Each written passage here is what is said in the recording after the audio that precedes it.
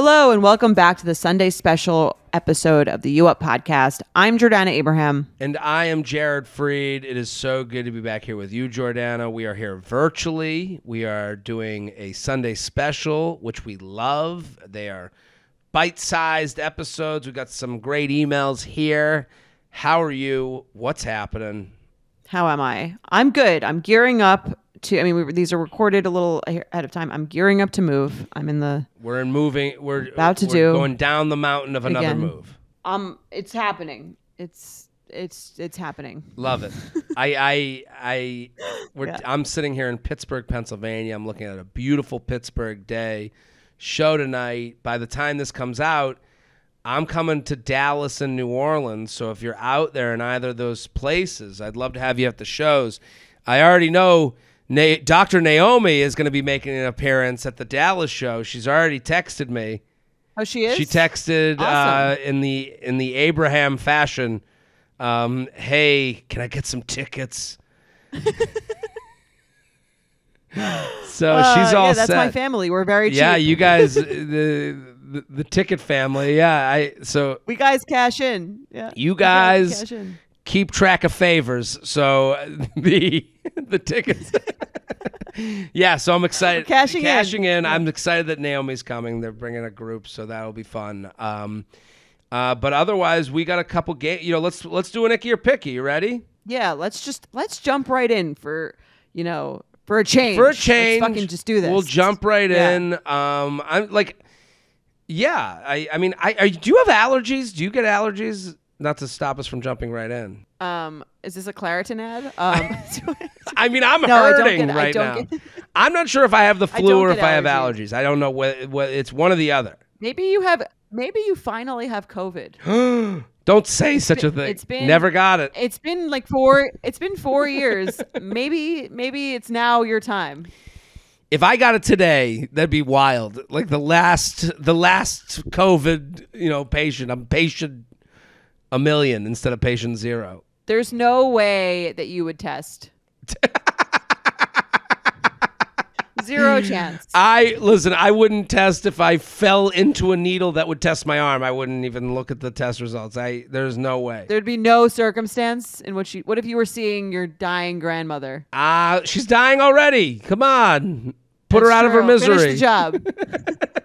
Glad we're on the same page. Okay. Icky or Picky? I'll read it. You ready? All right. I'm ready. J&J, hey, just kidding. Too many Y's. Okay. Looks thirsty. Okay, this person really took some liberty. They're already starting. Yeah, they're so far, they're an ick with this, the way they wrote this. Do they know this is an audio platform? Okay. I've been listening since day one. Well, they do know. Really love how Jared ignores every DM I send him, but that's for another day. Oh, now we know why. Now we know why. Just know. We love our listeners. Love our listeners. Happy you listen. If I've ignored every DM from day one, that means I've seen them and thought to myself, I would be in DM hell with this person the rest of my life if I answered them once. That's my thought. I can see that. I mean, this person is already giving the vibe like you might be. Right. Sometimes you read a message and you're like, you know what? Thank you for the message, but let's just move on. I think that you'd message me every 10 minutes. So now there's a thing where you can turn your read receipts off, essentially. So which is amazing because now you can answer someone once if you feel like it and then look and not answer them if they continue to message you. I kind of need that in my life because there are people that DM me and I've answered before and they're like, ooh, guess you read it and don't really care to answer. I'm like, please, I'm sorry. I hate me too, so to this person, thank you for writing in and I've seen your DMs and I've deleted you many times. Okay, ready? So I matched with a guy on Hinge, talked very briefly, never really heard much throughout the week, and today I get this message from him. Hey there, sorry for the delayed response. I will be straight up and honest with you. I am a guy that does not like to talk to multiple women when trying to date someone. I like to be fair with the opportunity, if that makes sense. Was not trying to be rude to you, but if you want to, I would like to talk to you. Oh, Okay. do me the pleasure. Yeah. Okay. I haven't. I don't even understand what this means. I guess what he's saying is like he didn't get back to her because he only talks to He was talking one to woman someone at a time, and now he has closed that book and he's trying to open another, which is her. And it's pretty. Okay. It's pretty. It's a pretty high horse to sit on for me on a dating app. I have a lot of thoughts on that. I guess I could just say them. I feel like if you're saying that, you're basically like you're putting yourself on a pedestal of like, I only accept one applicant at a time. Like, what are you, Harvard? Right. Like, it's my policy. Right. In his own mind, he's the Bachelor. Like, Right. This is my one-on-one, and I've said no to them. Now I shall move on. And also, like, things don't. You could have just said nothing. You could have just said sorry. Right. Hey, sorry for the delay. Yeah. Been traveling. answer. He doesn't even have to Right. explain. You're on a dating app. You owe Yeah. each other nothing. This person wrote, Nothing. I haven't responded. In all honesty, I probably won't. But it's like, am I being weird here? Like, guy, we sent 2 messages. You asked me if I like pancakes or waffles, and apparently my answer, if bacon included, I could go either way, wasn't good enough, or was it? I'm on the fence of, is this nice and respectful, or is it saying too much too soon? If you don't want to talk to multiple women at the same time, do you delete the app every time you match with Pancake Patricia? Third option, does it also say he's just waiting for the next best thing? I don't know. Let me know if I'm being picky or he's just icky. Sincerely, a waffling betch. So, do you think this is picky or icky? I think this is icky. I would also not be. I'd be turned off by it as well. I am icked out by any version of I am just this type of person. Like, show me, don't tell me. This is my policy. Yeah. I don't need, Yes, your I agree. policy. Get out of here. I don't need your thoughts on dating. I don't need your rules. I don't need your blog. Like, it is just so annoying. And you get this a lot on dating apps, and something that you like, it's hitting a chord with me because it's like a lot of like, hey, I like to get straight to the cut to the chase. Why don't we just go out tonight? And it's like, no. We have this platform to discuss whether we are a good match textually, and then we move on. Right. Like, this whole idea of like, I do things a certain way here. You're not TGI Fridays. You know how we do things here at Fridays. And then I was like, no. You're a normal loser cares. like me. No one cares. We're going to see if us 2 losers are a match to make more loser kids. And we either are or we're not. And more likely than not, we're not. So don't come at me with this newfangled way that I do things a little bit rootin' tootin' differently over here. It's annoying. Agreed. Just show it. If you do that, it's totally fine. If he does prefer to talk to one woman at a time, Right. just don't answer the other person. And then when you do, say, sorry for the delay. Right. You don't have to give a reason. Right. Any form of trying to be more efficient on the apps, to me, icks.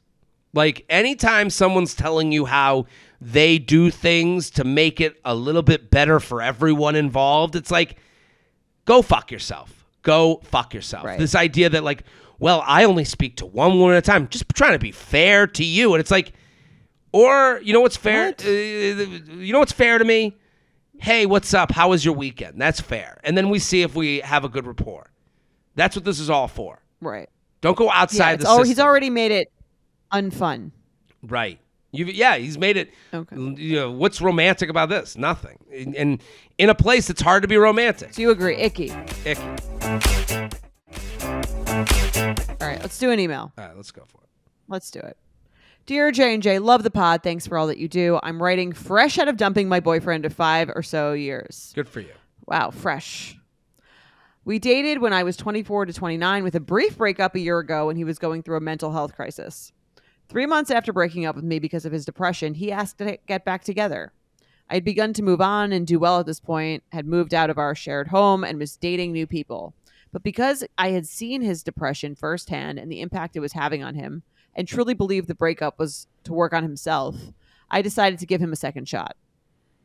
Well, I shouldn't have. What followed was 10 months of ignoring me, flip-flopping on whether he even wanted to be with me again, blowing me off and flaking last minute, and refusing to include me in his life.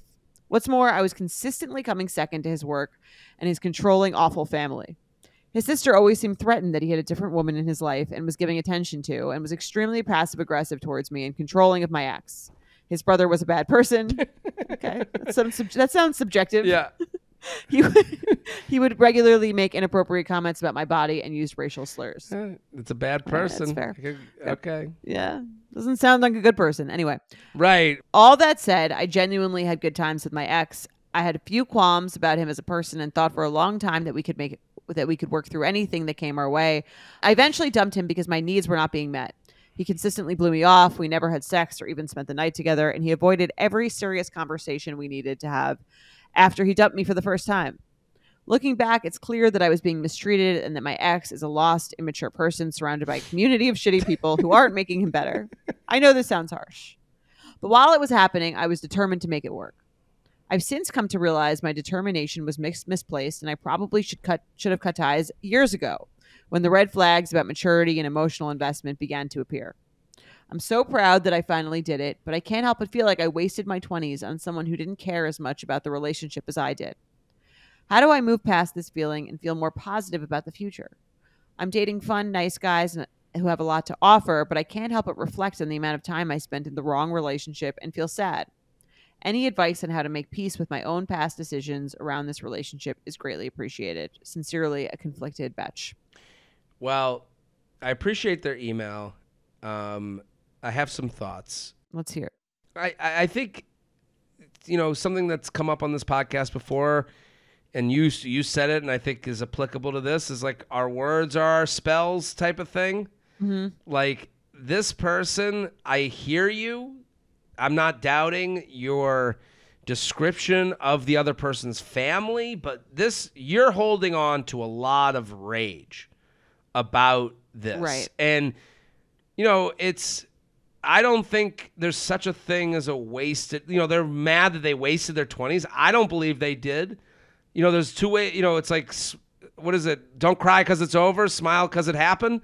Like, you kind of have to, and I know these are the opposite of that. Right. This is like, right. She is legitimately angry at the family. She's angry at herself, and you can feel it in this email. And it's like, I think she needs to be easier on herself. And also, she is the person, she has if I knew what I knew today back then I would have operated differently. But you have to go through these things to know how to get, to get to where you are.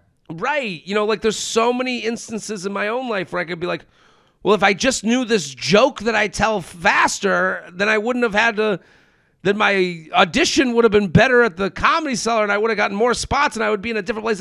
But that's just not, it's just not going to happen that way. You can't change the past. I think she's being hard on her. I totally agree. And I think by carrying all this anger, and I agree it's towards him, towards the family, towards herself, she's only making the situation last longer. It's not over. Right. Yeah, it's very much still alive in her minds. It doesn't feel like she's moved past it. It feels like she's still in it and she's still holding all these feelings. And I'm not saying that she wasn't really hurt by all these things or maybe had a really negative experience, but I think that the only way to really free, to not waste any more of your time on it, is to process it and then let it go and let go of that anger and kind of realize that very little about any of this stuff that happened was really that personal. Right. If I was on a date with a woman who was still talking about just said that they wasted their 20s, I'd be turned off by that, to be honest. If anyone looked at a relationship as a waste of their time, and maybe that's not fair, but I can't. If someone referred to their 20s as lost because they dated someone, I'd be like, well, how's this person going to react to if we don't work out, or if this isn't? How's this person going to react to tonight not being whatever their version of success is? It would push me away. And you can feel that, whether you want to believe that or not. You're dating nice people, Jordana, what you're saying is so true, where it's it's not over for them. If someone's the brother's a fucking asshole, is a bad person who uses racial slurs, and I'd be like, yeah, that person sounds in the way we talked about the email, I'd be like, yeah, they sound bad, but not your fucking problem Why anymore. are you still even thinking about them. Right. Yeah. Or like, it's not your why does family. it matter to you anymore? Right. Yeah. It's not. Why are you bringing them up? You know, like it seems like you have issues. Yeah. And I think that if she's going to be like in this mode of, I think the person she's mostly mad at the way from her email seems to be like herself for staying in this situation for longer than maybe whatever happened. But I agree with you totally. It's about like your words are like spells, and you could take this exact same experience, and if she had framed it, if someone asked you about your dating in your 20s, she could say, I had this experience, I had this ex, he was a little depressed, we kind of had this on again off again thing. It didn't work out. I learned a lot from it, and now I really know what I'm looking for and what I'm not looking for when dating. That's like an empowering story. That's seems like someone's like taking control of their life. Totally. And also it makes you like, you have to believe, or you either learn from it or you don't. You can say, like she says, it's clear that I was being mistreated and my ex is lost, a mature person. All right, well, how would you handle this time around? Would you ask the questions you were afraid of asking a little bit earlier? Would you have the conversations you were afraid of having a little bit earlier? Like, these are all things that are good. Like, I guess I can, my own life, like, what do I turn away from? Like, I've had past relationships. I don't think of any past relationship as a waste of my time. They have changed me and how I look at dating. Right. And sometimes I go a little too far with it, as you know. Like, I go too far where I look into every little thing of, like, where I'm not even, like, dating the person yet, and I'm, like, so far ahead of a breakup happening that I'm not even letting myself get to know them. And it's, like, it's hard. So, like, I guess my message to them is, like, this can also, changing from a relationship can get in your way too. Like there's a middle line of like letting yourself be romantic and fall into the next thing, but also like learning from the last thing. Yeah. And I think that's a good thing too. I think that if you went to therapy, it wouldn't be like, to me, because I've been to therapy to get over something that I felt like I stayed in too long. The question that you always wind up answering isn't like, why did this person do all these things? Or why did they, why was his sister acting like that? The question that isn't the only important question for you is like, what about the situation made me stay? Right. Like why didn't I leave sooner? And like that's about you, and that's about looking at yourself and figuring out. And then you have like the things that you learn from the situation, and then you bring that to the next relationship, and you don't, if you process it properly, you don't make the same mistake twice. Right. I think the Matthew Hussey episode that we did, now looking back a couple weeks, like that whole conversation about the wall towards the end of the podcast, if this person goes back and listens to that, like, I think it's a good metaphor for what you're talking about. Totally. Like, I love that. Am I going into the same wall? Am I looking at the wall, the problem? And I think that was a really good metaphor he used. And, that's something to like... You're looking at the future. Right. That's something to acknowledge. Right now, this person seems to be looking at the wall. Like, all they're doing is looking at the negative of how could I have been mistreated? How could I have let that go? Who was I? And it's like, all right, you gotta let, that's not the, you gotta learn from it. You gotta you got the, right. You gotta unpack that a little bit. Say that you didn't go through that, and then you were just dating now, you could waste your whole 30s. Right. If you're talking about, wasting something. Like you could do that. You could make people who don't have experiences they learn from just make those mistakes later in life. Right. Or you think you wouldn't have made mistakes in your 20s? You think that like not dating this guy would have meant perfect otherwise? Like, who are you fooling? Someone else would have come along to do the same thing. Yeah, it would have been another asshole who you felt like you would have wasted time on. What do you think? This is the one bad family that has annoying, traits? Like, you would have been with another family that stunk. Like... What makes his annoying family so special? Right. And listen, we're making fun of, like, that there would have been other shitty people and, Yeah, of course. Like, a family that's using racial slurs, that's horrible, and making comments about your body, especially if they were directed at you. I can understand where you're like, where you can be mad at yourself for like taking whatever shit they were giving you, and you wouldn't have found that in just anybody.